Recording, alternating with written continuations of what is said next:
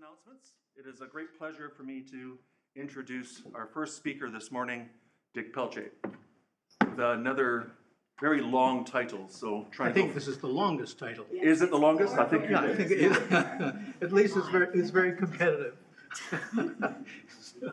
So this is a talk on diffusive convection staircase formation in a particular climate dynamical context.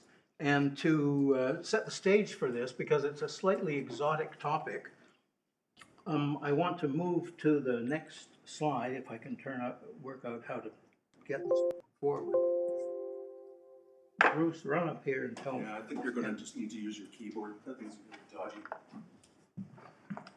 Okay, so what I'm showing you here is a series of depictions of surface boundary conditions, a series of times in the past of the northern hemisphere going on the left from modern through an interval of time that began around 12,800 years ago to the last glacial maximum, which occurred around 26,000 years ago. And I need to make a few comments before going further forward on where these representations of boundary conditions actually come from, because they play a key role in everything that I'm going to go on to say. How is it that we know enough about the evolution of the Earth system through times of the order of many tens of thousands of years to be able to say with confidence where the ice cover was, how thick it was, what the impact was of the formation of these ice sheets on bathymetric depth in the oceans, everywhere in the oceans, not just in the mean, but everywhere in the oceans. And these boundary conditions are derived on the basis of application of a detailed, gravitationally self-consistent theory of ice-earth-ocean interactions that my group has been building in Toronto over the past many decades. It comes in the form of a Fredholm integral equation of the second kind, and it poses a number of inverse problems for things like ice cover bathymetric depth, the response of the planetary shape to removal of the ice, etc. But it's important to understand going forward that these surface boundary conditions are actually very well understood at present, going back as far into the past of probably about 70,000 years before present. So much of this talk is going to be about the climate events that occurred when the ice cover was close to last glacial maximum form. And in the next slide, I'll show you the data which we're really attempting to understand, and that are the focus of this talk. In the top time series on the left, which extends back in time from modern to about 100,000, 120,000 years before present, that time is the length of the last glacial interglacial cycle, which is well understood to have been forced by gravitational n-body effects in the solar system and the impact of those gravitational n-body effects on the effective insulation that's received at the Earth as a function of latitude through time.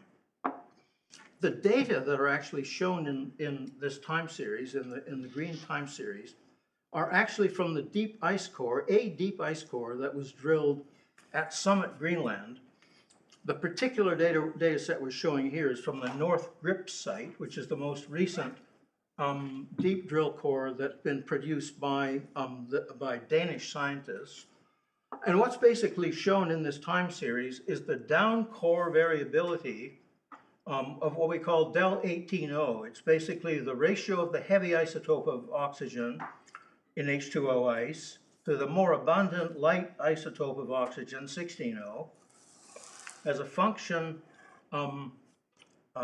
with respect to a standard, which is called standard mean ocean water. And the interest in this observation is that it's basically direct proxy for the temperature of the air from which the precipitation, which forces the variability of Greenland ice volume to change. So it's a direct climate proxy for the variability of air temperature. And what I'm also asking you to notice very carefully in this top time series is that there are episodes which are called interstadials, IS, which are numbered going backwards in time, and interspersed with these interstadials, which are peaks in temperature, maximum temperature, there are events labeled H, which are called Heinrich events. And it's extremely interesting, the relationship between these H events and the fluctuations that follow them, either as packets, as shown in the bottom blow-up of a small segment of this ice core record, or as single oscillations or two oscillations following a Heinrich event. As I'll describe as we go along, these are actually kicks to the climate system, which we understand now in detail. They were discovered first by Helmut Heinrich in his PhD thesis in Germany a very long time ago. And these H events correspond to instabilities in the main ice stream that was draining the Laurentide ice sheet, which covered North America, or at least the Canadian piece of North America, at last glacial maximum time. That ice stream goes episodically unstable under ice age conditions with a delay time between successive H events of about 7,000 years. They actually correspond to the emission, if you like, of Wally Broker used to say, armadas of icebergs injected into the North Atlantic, carrying as they move across the North Atlantic ice rafted debris, that is debris which is frozen into the base of these icebergs, which as they move across the North Atlantic melt out of the base of the icebergs, falling to the ocean floor. And what Heinrich discovered was that if you looked at a deep sea sedimentary core in the North Atlantic, what you found were these episodic events of ice rafted debris events with a spacing about 7,000 years. And they're shown on this time series on the ice core record to be precursory to either packets of what we now call Dansgaard-Oeschger oscillations, the swings from cold to warm state, or prior to single Dansgaard-Oeschger oscillations. And it's the physics of the Dansgaard-Oeschger oscillations which we're interested in trying to understand, and that is the goal of the analysis that I want to present to you in this talk.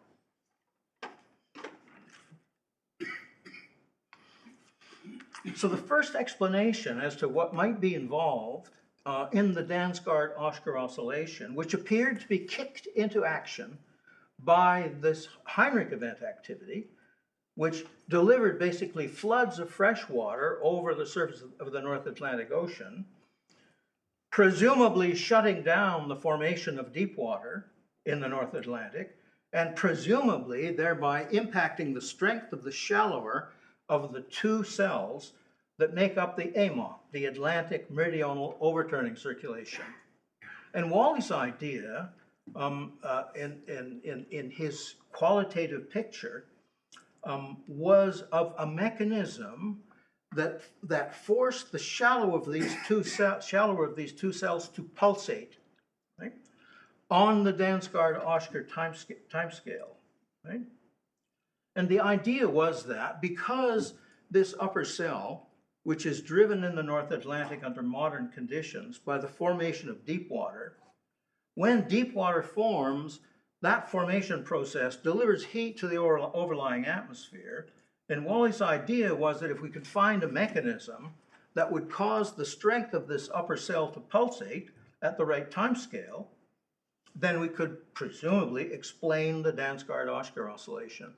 And his idea was that the mechanism involved what he called a salt oscillator.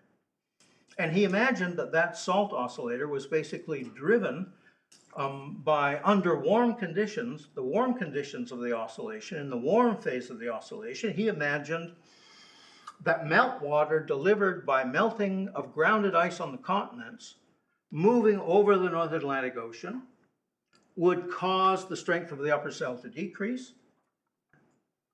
This would be followed by a recurrence of the conditions required to re-energize the cell. and a pulsation would occur. And he argued that it was rational to assume that the time scale of this oscillation would be about 1,000 years or two. So in following Wally's suggestion as to what might be involved in this, there ensued about almost 30 years, 25 years of intense activity in the paleo-oceanographic community, trying to build models which would pulsate on the Dansgaard-Oeschger timescale. These models were all they were all models of what we now call today models of intermediate complexity, meaning models in which the physics was not entirely defensible, but which, but which could conceivably be involved in the process. In my group, for example, we had built such a model, and we argued actually there was a Hopf bifurcation in such simple models, such that if you deliver fresh water over the surface of the North Atlantic, not quite enough to totally shut down the upper of these two cells, but getting close to total shutdown, there would be a Hopf bifurcation, which would cause the upper cell to vary in intensity on a time scale which was of the order of 1,000 years or so. But there were many competing models, dozens in fact, and there emerged no consensus whatsoever as to what the actual physical process was that was involved in supporting the Dansgaard-Oeschger oscillation. So we achieved a significant breakthrough, I would argue, in this analysis. Oops. Trying to find the down button. Using a modern climate model, a model that was essentially identical, almost identical to a coupled climate model with atmosphere, ocean, and sea ice components, which is used today to make predictions of the global warming process. And the model that delivered the results that I'm about to show you was a version of the NCAR model, which is called CCSM4, but it was a modified version of that model with modifications that I'll go on to discuss. But the basic structure consists of two components: a fast physics component, component which is described on a cubed sphere on the left, and this includes all atmospheric processes, including radiative transfer, clouds, detailed circulation of the atmosphere, full physics, full description of fast physical processes. The slow physics in this coupled structure was described in rotated spherical coordinates with one of the poles on Greenland, the other of the poles in Antarctica. And both of these models were run at a horizontal resolution of about 1 degree.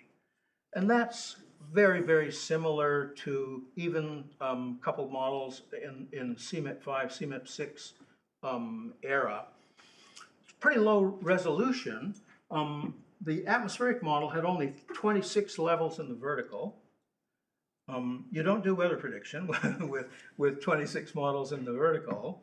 But remember, we're looking to try to understand a process which operates on a time scale of millennia. Right? The ocean component of the model is also at modest resolution, about 60 vertical levels, but again, at the equator about 1 degree. So both atmosphere and ocean are operating at a 1 degree by 1 degree level. What we did in the integration that I'll show you the results of, which is now about 10 years old, was not fully understood at all, as I'll discuss at that time. But it actually delivered straight away Dansgaard-Oeschger-like behavior for the very first time.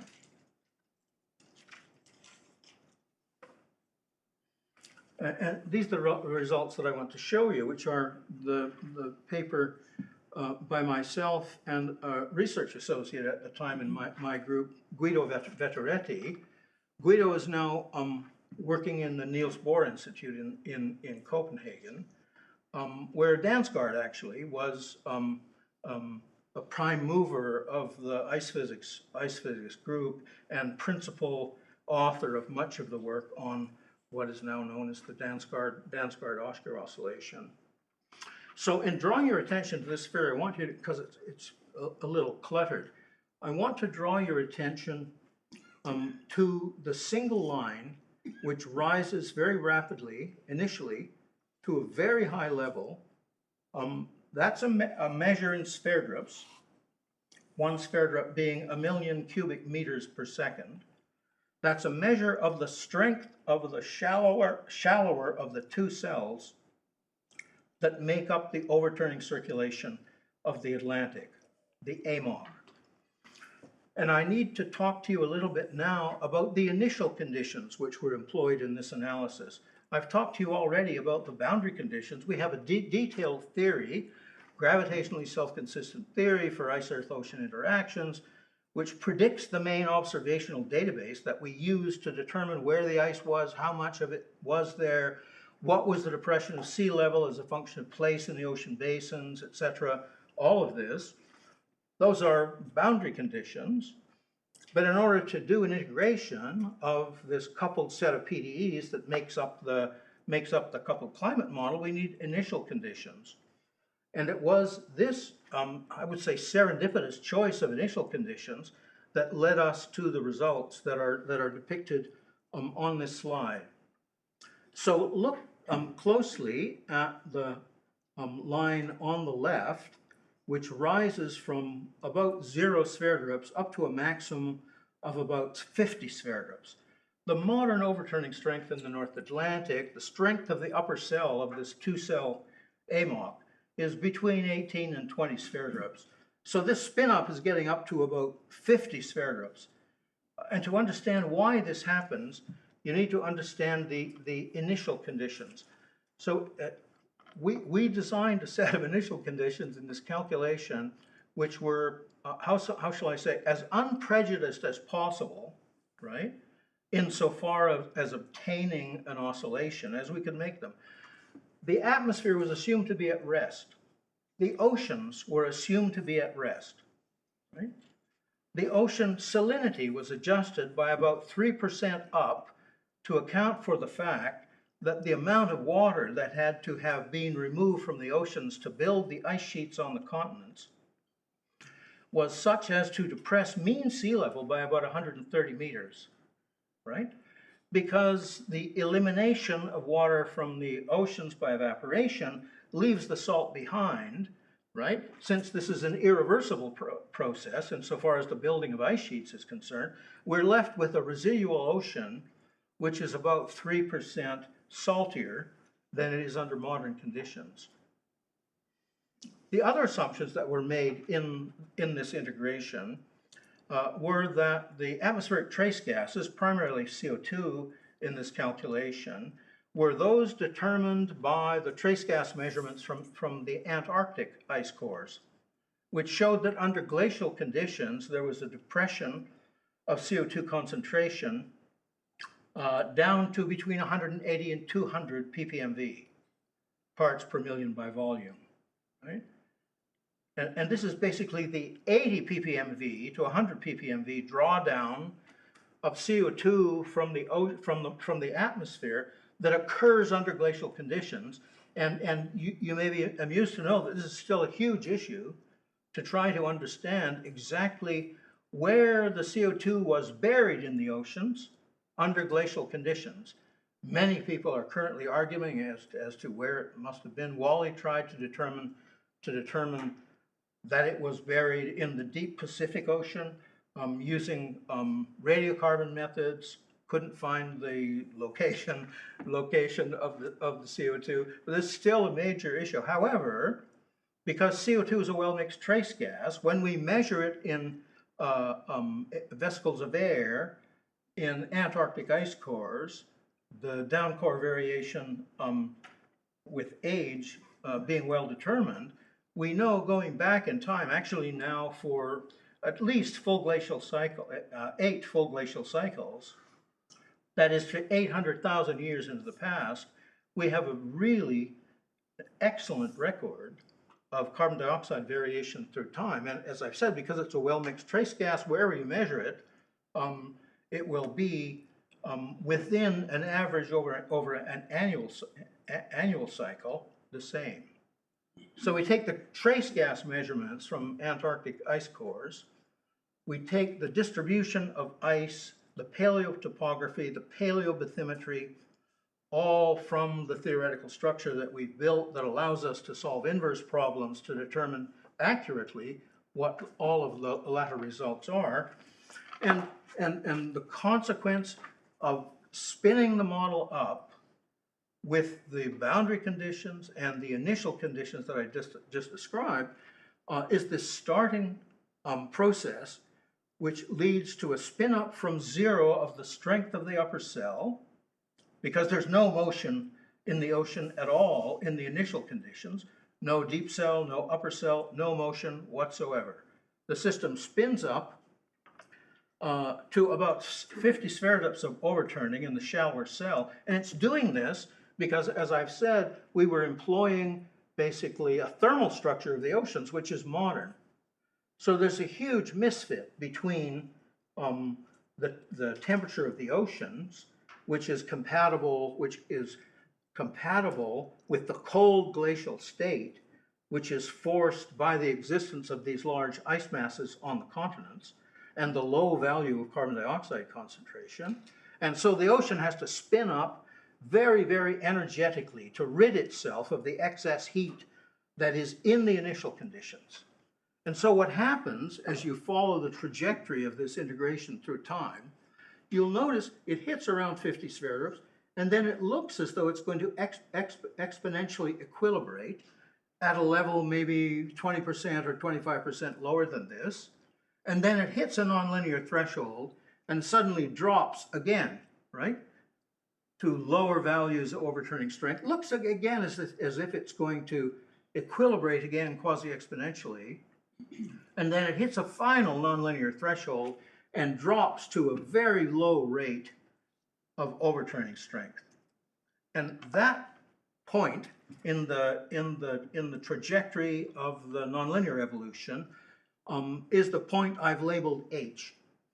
It's Heinrich event-like, even though there was no input of fresh water, as would have been associated with an actual Heinrich event driven by the instability of the ice stream, which helped to drain ice in the Laurentide ice sheet under glacial conditions. However, if we added, during the time of event labeled H, freshwater forcing to the surface of the North Atlantic to turn what is initially what I referred to as a pseudo-Heinrich event into a real Heinrich event, there was no effect on the subsequent integration. But look what happens after, at the end of the event labeled H. Spontaneously there appears in the model a nonlinear oscillation, right, which has a period of about 850 to 950 years, very close to the Dansgaard-Oeschger timescale of a millennium, right? And I call this calculation totally serendipitous. I mean, we were hoping to see something that might look sort of like a Dansgaard-Oeschger oscillation, but when we saw this, this was clearly a eureka moment for us, right? Also shown on this slide is the commensurate, is the appropriate time series for the strength of the underlying cell that make up part of the two-cell structure that make up the AMOC that's fed by deep water formation around Antarctica. This is a much weaker cell. Again, we're monitoring the stream function maximum for the strength of that cell. And you can see that the two circulations are very strongly coupled, as you would expect. And at the end of this part of the story, I'm going to ask the question, what is the phase relationship between events that are occurring in the northern hemisphere and events that are occurring in the southern hemisphere? Because there has been a lot of recent debate about what that phase relation should be, and so on. But in the next step, what I want to ask is the question, is this oscillation Wally-Broca's salt oscillation, right? One thing we can say right at the outset is that it couldn't be Broca's salt oscillation because we've assumed in this integration that the volume of ice, grounded ice on the continents is absolutely fixed. We're not allowing any synchronous melting of ice to occur under warm climate conditions of the oscillation, right? Yet we see a beautiful Dansgaard-Oeschger-like behavior. What I'm going to show you is that this oscillation exists only because of the existence of a diffusive convection staircase that exists under sea ice in the Erminger Sea basin of the North Atlantic Ocean under cold glacial conditions, and that this staircase appears and disappears synchronously with each of the Dansgaard-Oeschger oscillations. But first let me show you the evidence that this is actually a salt oscillator, as Wally had suggested, but it's not his salt oscillator, right?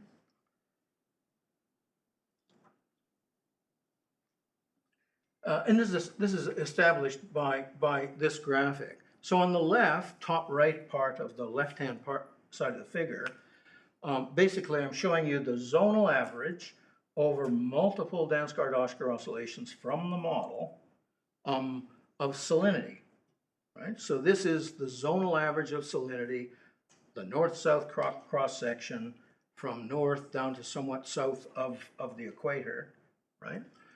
In the average. And then what I'm showing you for both the stadial and interstadial, warm state and cold states, I'm showing you the deviation from that zonal average of salinity.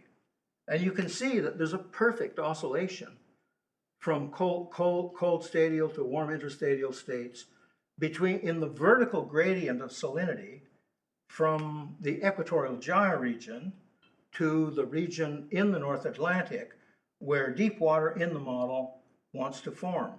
So there's no question at all that this is a salt oscillator, and Wally was absolutely right in that regard, but it wasn't his oscillator because, as I've told you, there was no allowance for the occurrence of meltwater being formed in the warm phase of the oscillation that could flood the North Atlantic Ocean and contribute to the decrease in overturning strength. Rather, the culprit in the sea ice, in the salt oscillator, is demonstrated to be in the top left, a perfectly synchronous behavior between overturning strength of the AMOC and sea ice extent.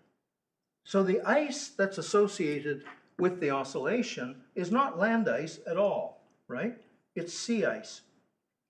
And this sea ice component of the model, as I'll show you, really holds the key to understanding the basic small-scale turbulence physics that's associated with the formation and reformation of diffusive convection staircases that appear under the sea ice at appropriate phases in the oscillation. So let me go forward a bit and talk further about this. Yes, Can I interrupt? of course. So, is my understanding, I mean, we know that sea ice only grows over a salt stratified ocean. Yes. So, Well, it grows. Yes. yeah, otherwise you get deep convection and you can't. Yeah. So what's happening here is that, when the sea ice expands over the deep water formation region, the overturning strength is shut down. Okay. But the reason the sea ice is expanding over the deep water formation region is because of the change in ocean structure. That's a little bit backwards. I'll talk a little bit more about this when I talk, as I will do in a microsecond or two, about the different phases of the oscillation, about the two time scale nature of the oscillation. What is occurring is a stratification and restratification of the upper ocean, right? That's associated with the removal and readvance of sea ice. Let me get to that point and maybe you'll see where the answer to your question actually lies. So here I'm comparing a few oscillations from the model here with a few oscillations from the data in circumstances in which they are maximally discrepant. And I'm doing this for a reason. In order to make clear the fact that there is a flaw in the model, right, in that it appears to have a Q, a quality factor, which is far too high. In the data, what you see, at least in this segment of oscillations, is that after the Heinrich event kicks the oscillator into action, there is at first a large pulse and then a series of perhaps 3 succeeding pulses, each of which is somewhat shorter in duration, right? Arguing that one can get an estimate of the Q of the oscillator from the data, and one can compare that to the Q of the oscillator from the oscillation from the model. And you can see in the model, and I'll show you further results of this, although there is a slight decrease in the length and the duration of individual DO pulses following the first, it's not nearly as rapid as as is required to do in order to get a Q which is as low as that suggested by the observations. Okay? At the bottom, what I'm drawing your attention to is the fact from the model, through a blow-up of one of the pulses, and this is in fact characteristic of the data as well, is that each of these pulses is a 2 timescale structure, which has a very fast timescale excursion from cold stadial conditions into warm interstadial conditions. And that timescale is now known to be on the order of no longer than a decade or so. I mean, it's a very fast timescale, right? This is followed by a very long timescale return to cold conditions, cold stadial conditions, okay? And what physically is happening here is that, and I'll show you more details about this momentarily, when we make the excursion, the rapid transition from cold stadial conditions into warm interstadial conditions on this decade or so timescale, the ice cover that in stadial conditions covers the entire North Atlantic, that ice cover is entirely removed. In the slow timescale phase of this oscillation, right, what's happening is that ice is being exported continuously out of the Arctic Ocean, which has served basically as a collector of sea ice. It's being moved through Fram Strait down to the south through the East Greenland Current. It's caught up in the subpolar gyre, moved over the now warm ocean, right, by the gyre, right, recovering the entire North Atlantic Ocean, melting from below as it moves over this now warmer North Atlantic Ocean, producing the stratification which is critical to understanding the next step in the oscillation. So that's the long timescale process that underlies this pulse shape. And all of you will know that this is a standard picture of a relaxation oscillation. This is just a relaxation oscillation of the kind that you find in many, many different physical systems. You can build simple electrical circuits that do this. In nature, systems which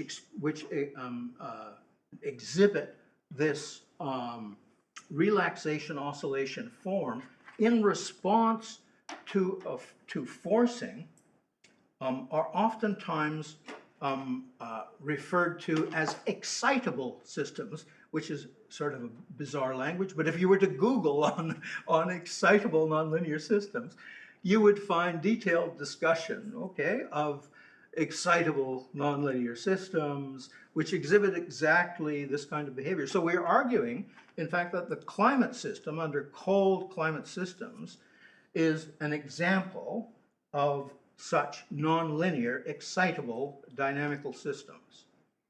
But really the key to understanding the entire oscillation is to understand why these sharp transitions exist from cold conditions to warm conditions, following initially the Heinrich event initiation, right? That's the source of the excitation which delivers the subsequent oscillation, right? And so we need to understand the physics of the process which takes us so rapidly out of the cold state into the warm state, leading to the destruction or the removal of almost all of the sea ice from the North Atlantic Ocean, right? Which thereafter relaxes back to the cold state in which the North Atlantic is again covered or almost entirely covered by sea ice. So this is the real physics question that is of interest and that involves the understanding of ocean turbulence and ocean turbulent transfers. Okay? And exactly what's going on here will be clear, I think, I hope, on the basis of this graphic first on the left.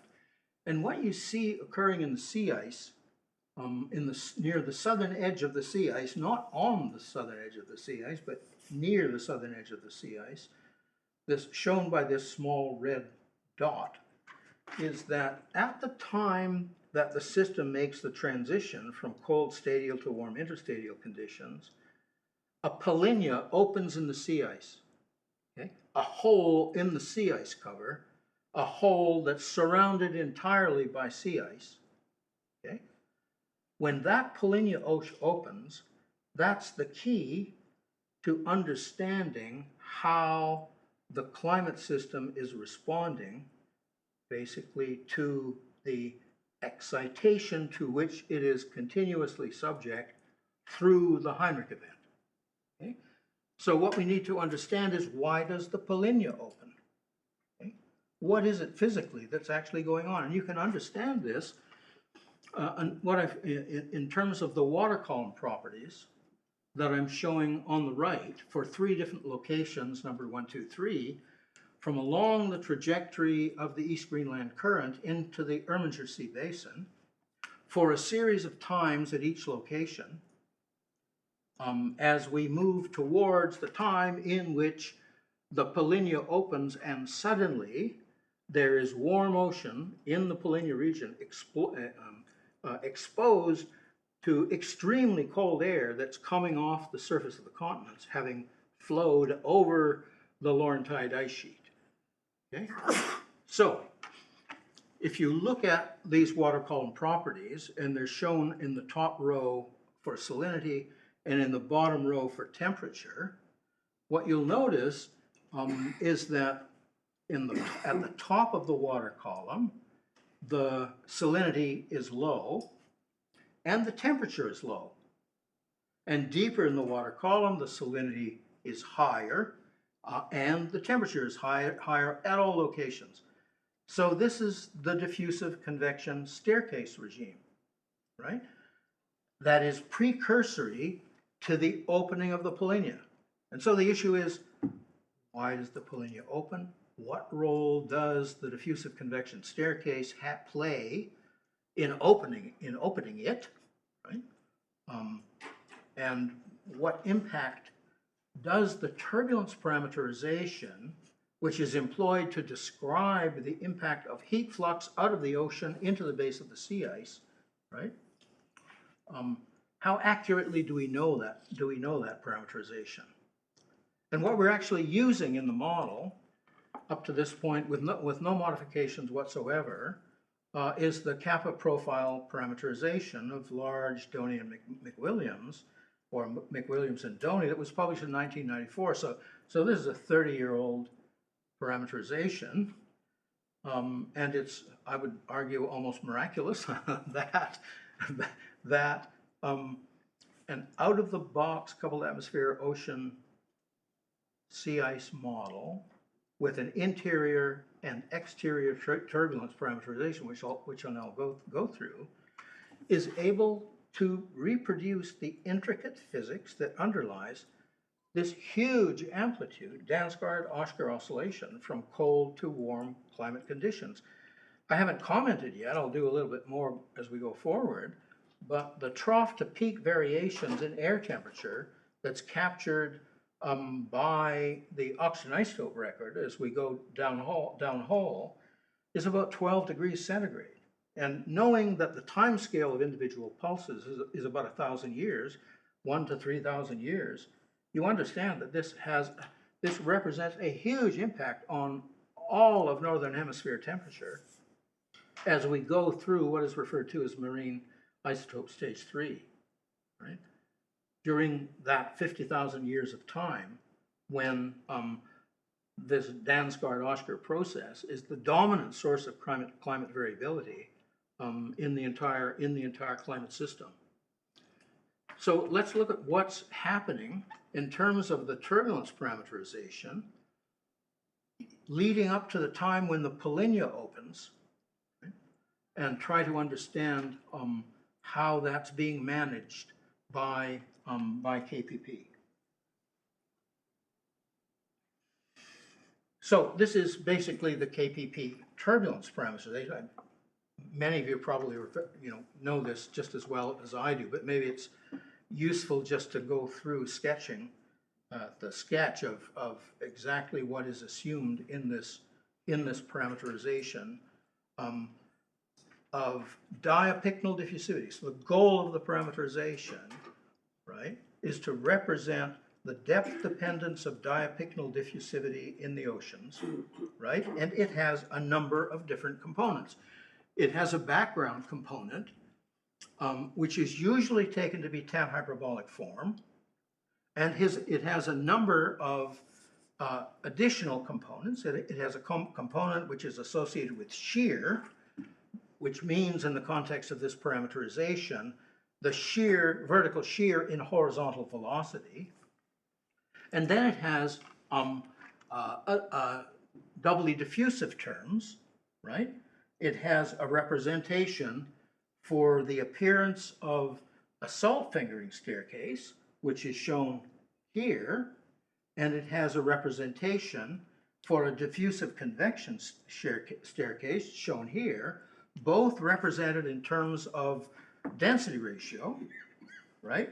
But representations which are characteristically different between the salt fingering and diffusive convection cases.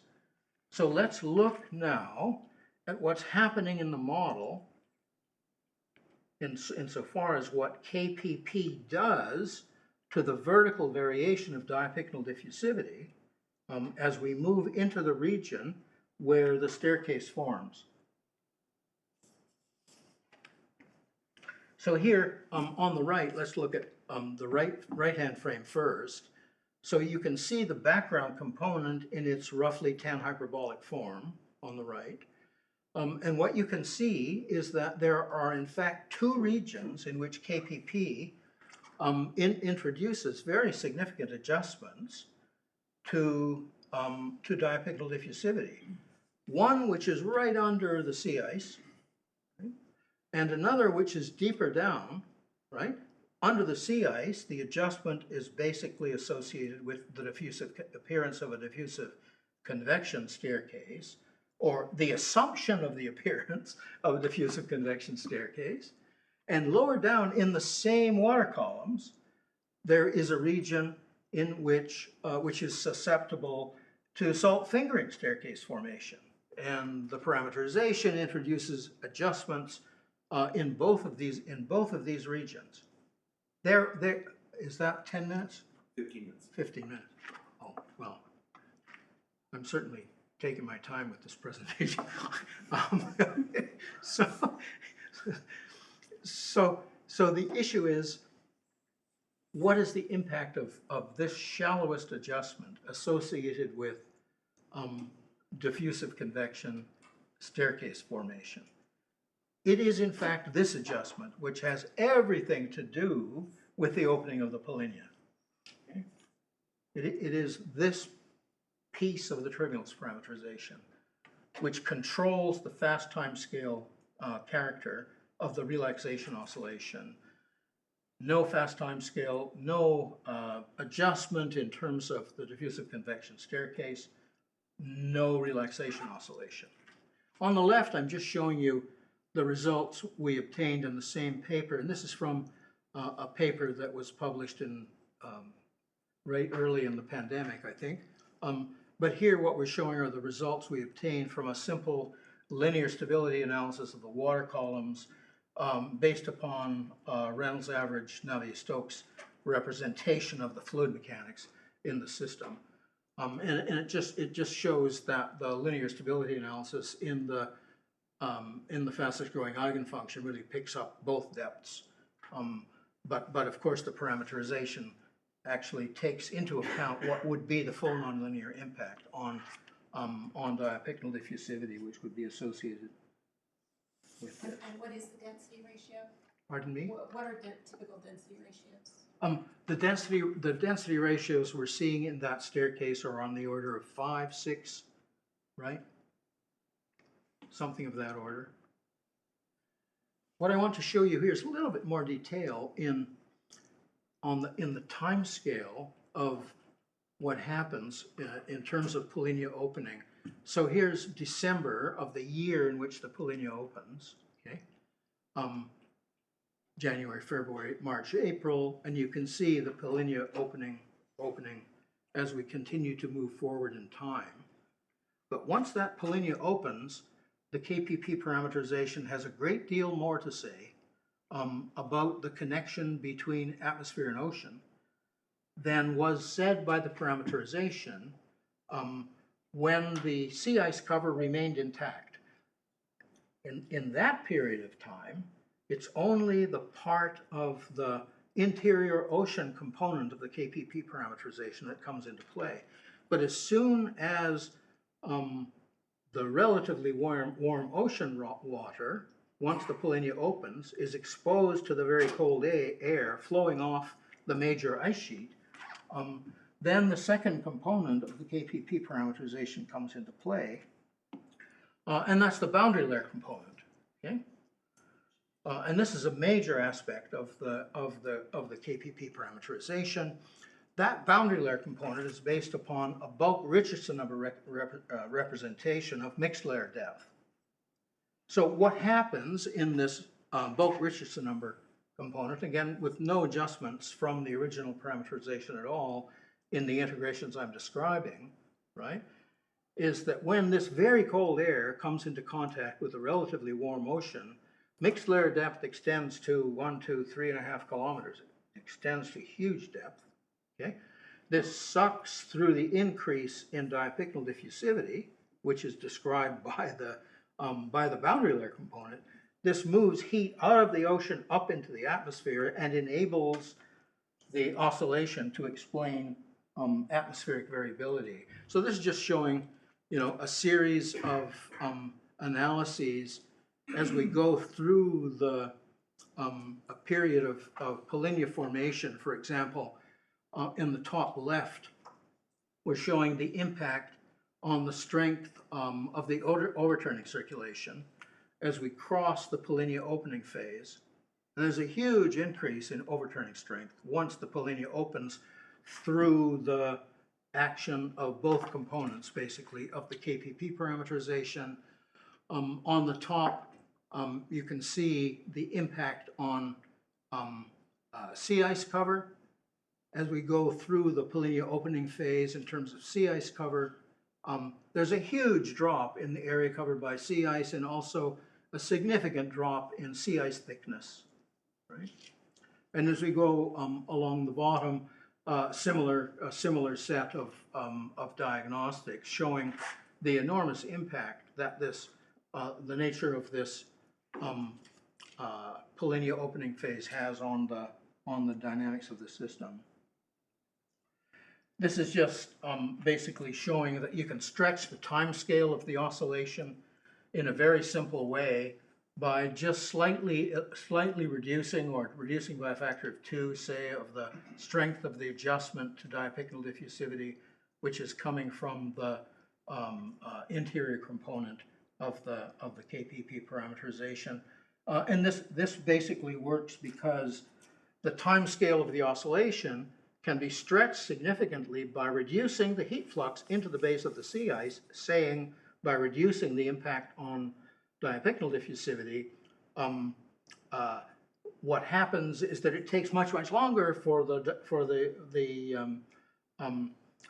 opening to occur, and this significantly stretches the time scale.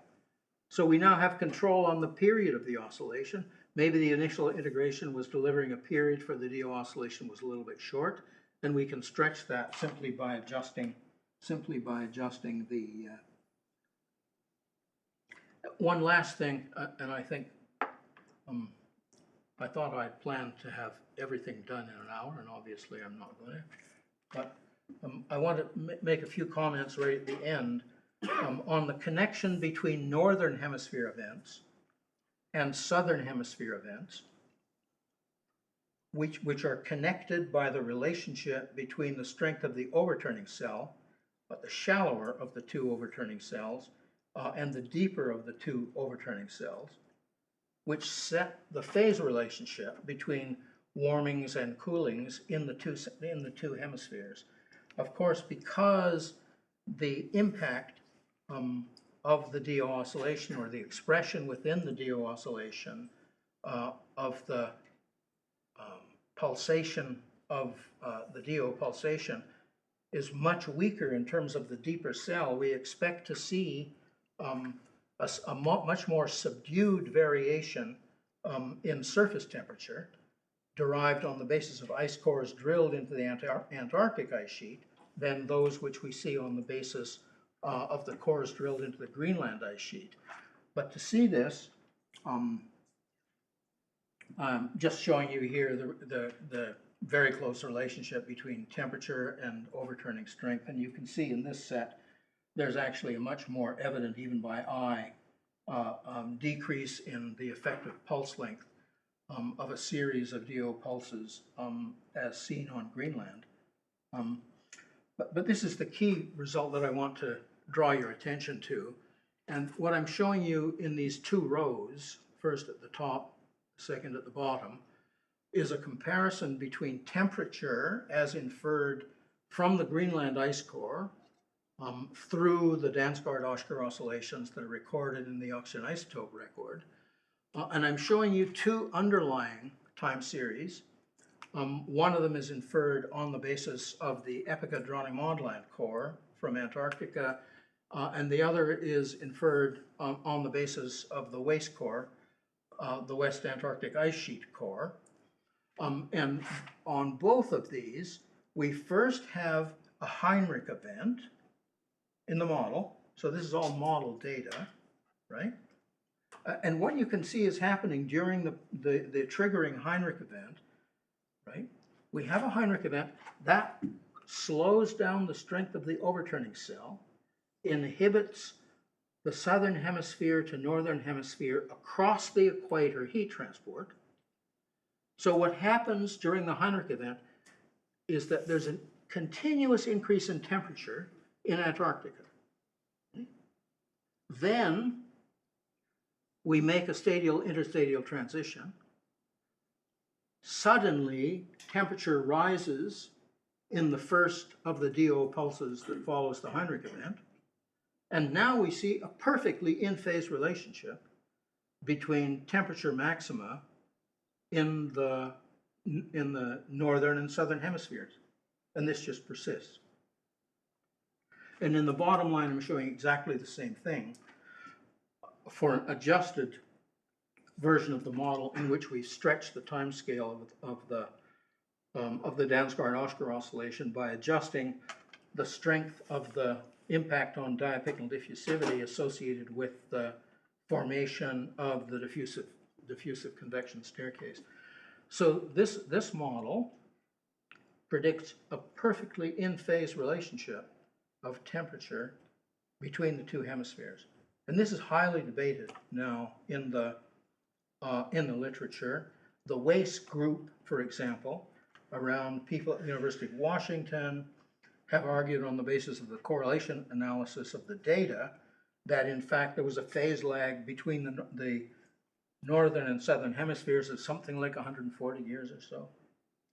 John Marshall has sort of agreed to this using MIT GCM simulations. However, neither of these groups have actually recognized that the oscillation is triggered by a Heinrich event. So they just ignored the Heinrich event entirely. Right? And of course, it's the existence of the Heinrich event that forces this in-phase relationship between the hemispheres.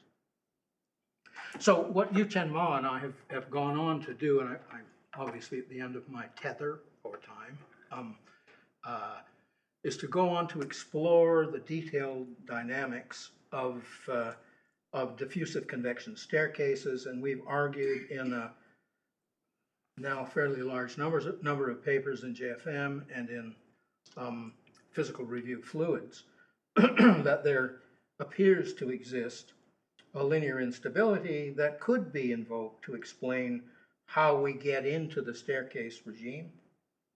And Mary Louise and I have talked somewhat about the difference between these interpretations, and I think there's still a great deal to be learned. I believe that the work with Yu-Chen Ma and I should be considered explorative rather than definitive, but it's an extremely interesting, remains to be an extremely interesting topic to me.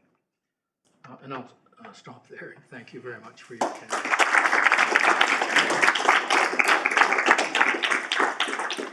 Thank you very much. Actually, climate applications of layering. You totally nailed the subject. Well, I mean, I thought everybody would be talking about climate, and apparently not. We do have time for some questions. Yeah, Nicole. This is related to Mary Louise's first question. Yes. When you see the sea ice growing in the initial case, where is your boundary between a temperature and salt stratified ocean? Sorry, I may not understand. In your model, Yes. the global climate model, Yes. does the boundary between a temperature stratified ocean and a salt stratified ocean exist at the same location as the lateral extent of your sea ice? I think so, but I still don't really understand what you're getting at. Maybe it could Well, be. I'm wondering about what the ocean stratification is beneath the sea ice, because the salt. Well, that's shown in the water columns. So is the ocean salt stratified underneath the sea ice? Yes, it's salt stratified, temperature stratified, both stratified, right? I guess I mean, is it dominated by salt? Is salt the Not entirely, no, because the density ratios are, I would say, reasonably modest.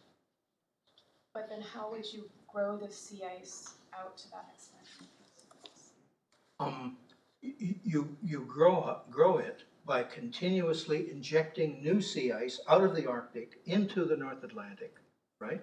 So that dynamic process is at the heart of the way in which the ocean entirely re-stratifies on the long time scale of the relaxation oscillation after all of the sea ice has been eliminated by the rapid warming, right? That occurs after the Polynya opens, right? But how would the sea ice exist in the North Atlantic if it were not salt stratified? Sorry, I still don't really understand what the point you're trying to make. Maybe what we can do, that sounds like maybe something more for a conversation. Stephanie.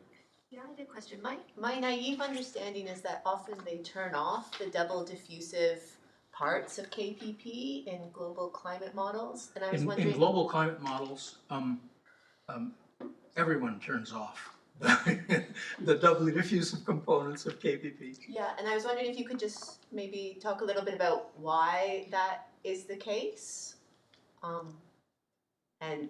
Well, we're running, for example, very high resolution global versions of the MIT GCM for relatively short periods of time, but super high resolution, less than a 50th of a degree globally, right? And the double diffusion components are simply annoying, right? If it's not well There's no physical, from my perspective, there's no physical argument as to why this is always done, okay?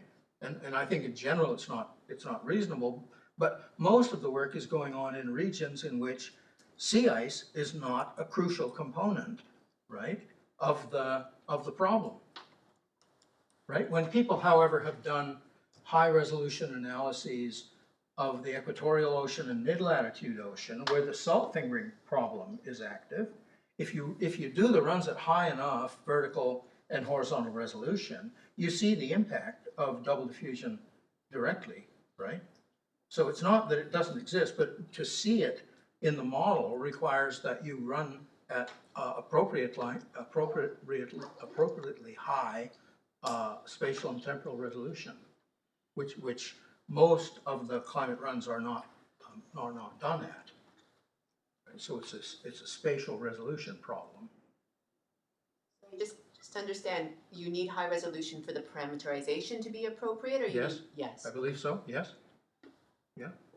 You've got to see the detailed variations in density ratio in order to implement the detailed representation through the density ratio of the enhancement of diapicnal diffusivity that is obviously critical to capturing the physics that I've been describing here. So it's the resolution of the density ratio that's Yes. critical? Yes.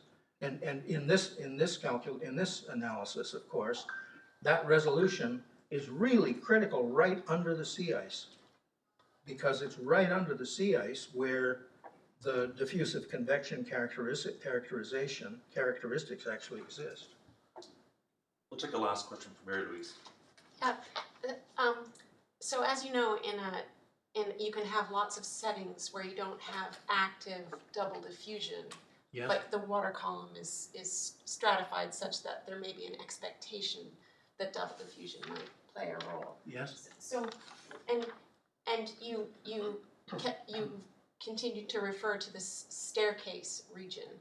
Yes. How are you convinced that there may be active double diffusion playing a role in what we see as just to be a typical halocline, where we know Yeah, I mean, necessarily what needs to be done, and this is clearly a challenge for these long time scale processes that I've been describing here, is to, within the global climate model,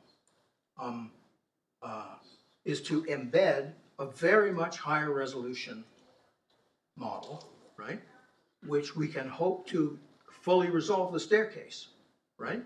So we are inferring, and the parameterization is actually based upon the assumption that a staircase has formed, but we haven't actually fully resolved the staircase. So you're quite right to raise this question, but that's the way the logic goes in the analyses that I have presented here. yeah, it would be unusual to see a staircase so close to the surface. Well, I mean, as you've said in private conversations, the staircase in the Arctic, for example, and this was news to me, I didn't know this, was that in the Arctic, the modern Arctic, the staircase exists much deeper in the water column, right? I think that's the point that you're making here, right?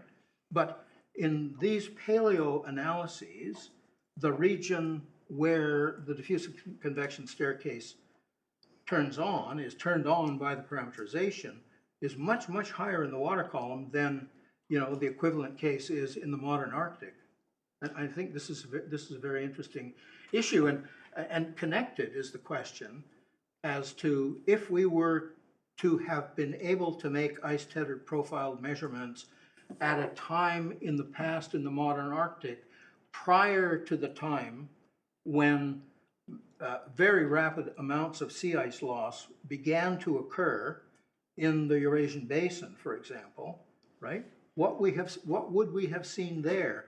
And this conversation that we've had previously, I mean, you've said that it's the case that the vertical heat flux, for example, in the staircases over the region of the Beaufort Gyre, for example, in the Canada Basin, those heat fluxes are really low. And probably not consequential to the melting of sea ice. And I wonder whether if we had been able to make ice tethered profile measurements over thick sea ice in the Eurasian Basin, from which the majority of sea ice seem to be lost earliest in the evolution of the climate system, would we have seen the same situation, or would the heat loss due to staircase formation closer to the sea ice have been much more important? So I think that this issue of the elimination of sea ice by melting from below, whether in the usual climate modeling literature, we have imagined that the sea ice loss that is observed to be occurring is all being driven by melting from above, that early on in the system, that may not have been correct at all. Anyway, I think there are many interesting questions like this that remain to be understood. Let's thank Dick once again for an excellent talk.